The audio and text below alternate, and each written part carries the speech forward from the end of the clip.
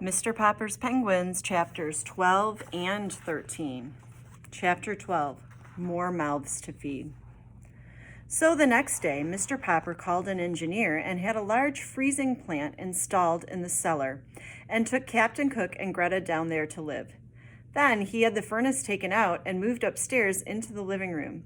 It looked very odd there, but as Mrs. Popper said, it was a relief at least not to have to wear their overcoats all the time. Mr. Popper was quite worried when he found that all these changes were going to be very expensive. The refrigerating engineer was worried too when he found that Mr. Popper had periodically no money. However, Mr. Popper promised to pay as soon as he could, and the man let him have everything on credit. It was a good thing that Mr. Popper got the penguins moved when he did, because Mrs. Popper had been right about the eggs. The rookery had scarcely been moved to the basement when Greta laid the first egg. 3 days later, the second one appeared. Since Mr. Popper knew that penguins lay only 2 eggs a season, he was astonished when, a little later, the third egg was found under Greta. Whether the change in climate had changed the penguins' breeding habits, Mr. Popper never knew. But every third day, a new one would appear until there were 10 in all. Now penguin eggs were so large that the mother can sit on only 2 at a time, and this created quite a problem. Mr. Popper solved it, however, by distributing the extra eggs under hot water bottles and electric heating pads, just kept at penguin body heat temperature. The penguin chicks, when they began to hatch, were not so handsomely marked as their mother and father. They were fuzzy, droll little creatures who grew at a tremendous rate. Captain Cook and Greta were kept very busy bringing food to them, though of course the Poppers all helped too. Mr. Popper, who had always been such a great reader, had no difficulty in thinking of names for the penguin children. They were Nelson, Columbus, Louisa, Jenny, Scott, Magellan, Adelina, Isabella, Ferdinand, and Victoria. Still, he was rather relieved that there were no more than 10 to name. Mrs. Popper, too, thought that this was about enough penguins for anybody, though they really did not make much difference to her in her housework, as long as Mr. Popper and the children remembered to close the cellar door in the kitchen. The penguins all loved to climb the stairs that led up to the kitchen and never knew when to stop unless they found the kitchen door was closed. Then, of course, they would turn around and toboggan down the steps again. This made rather a curious noise sometimes when Mrs. Popper was working in the kitchen, but she got used to it, as she got used to so many other strange things this winter. There's a picture of the baby, one of the babies. The freezing plant that Mr. Popper had got for the penguins downstairs was large and a good one. It made very large blocks of ice instead of small ice cubes, so that soon Mr. Popper had made a sort of ice castle down there for the 12 penguins to live in and climb over. Mr. Popper also dug a large hole in the cellar floor and made a swimming and diving pool for the birds. From time to time, he would throw live fish into the pool for the penguins to dive for. They found this very refreshing because, to tell the truth, they had got a little tired of canned shrimp.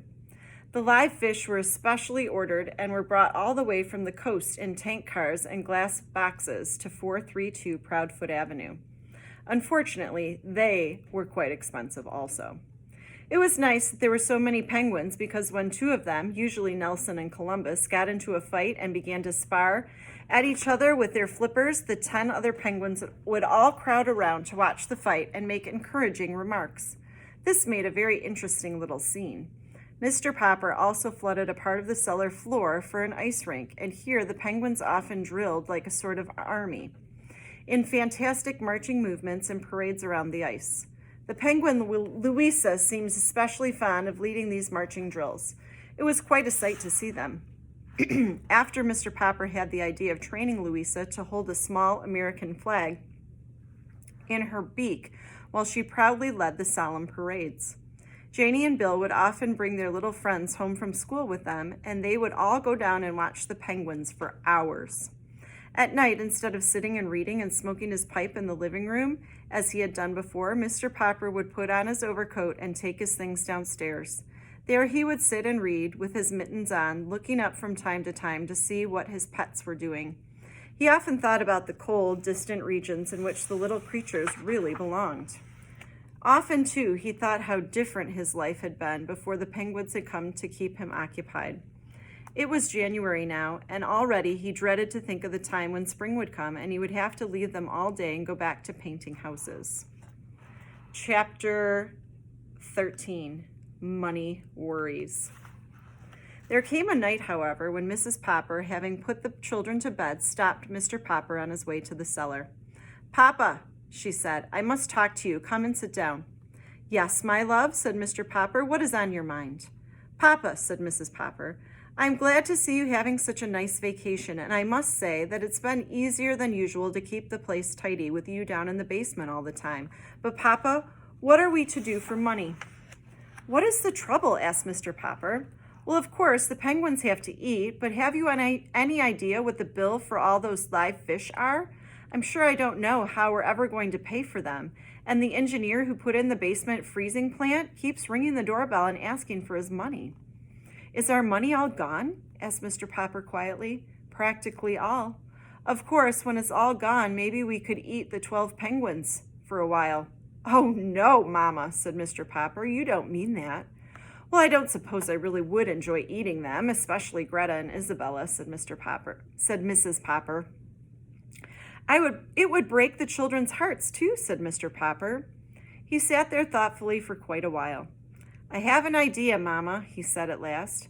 "Maybe we could sell them to somebody, and then we could have a little money to live on," said Mrs. Popper. "No," said Mr. Popper, "I have a better idea. We will keep the penguins. Mama, you have heard of trained seals acting in theaters?" "Of course I have heard of trained seals," answered Mrs. Popper. "I even saw them once. They balance balls on the ends of their noses."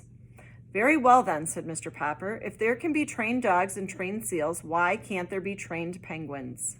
"Perhaps you are right, Papa." "Of course I am right. And you can help me train the penguins." The next day, they had the piano moved down into the basement on one end of the ice rink. Mrs. Popper had not played the piano since she had married Mr. Popper, but with a little practice, she soon began to remember some of the pieces she had forgotten. "What these penguins like to do the most," said Mr. Popper, "is to drill like an army, to watch Nelson and Columbus get in a fight with each other and to climb up steps and toboggan down. And so we will build our act around those tricks." "They don't need costumes anyway," said Mrs. Popper, looking at the droll little figures. "They already have a costume." So Mrs. Popper picked out 3 different tunes to play on the basement piano, one of each different kind of music for each act. Soon the penguins knew from hearing the music just what they were to do. When they were supposed to parade like a lot of soldiers, Mrs. Popper played Schubert's Military March.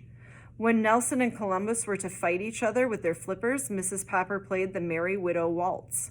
When the penguins were supposed to climb and toboggan, Janie and Bill would drag out into the middle of the 2 portable step ladders and a board that Mr. Popper had used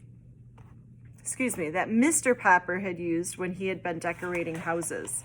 Then Mrs. Popper would play a pretty descriptive piece called "By the Brook." It was cold in the cellar, of course, so that Mrs. Popper had to learn to play the piano with her gloves on. By the end of January, Mr. Popper was sure the penguins were ready to appear in any theater in the country.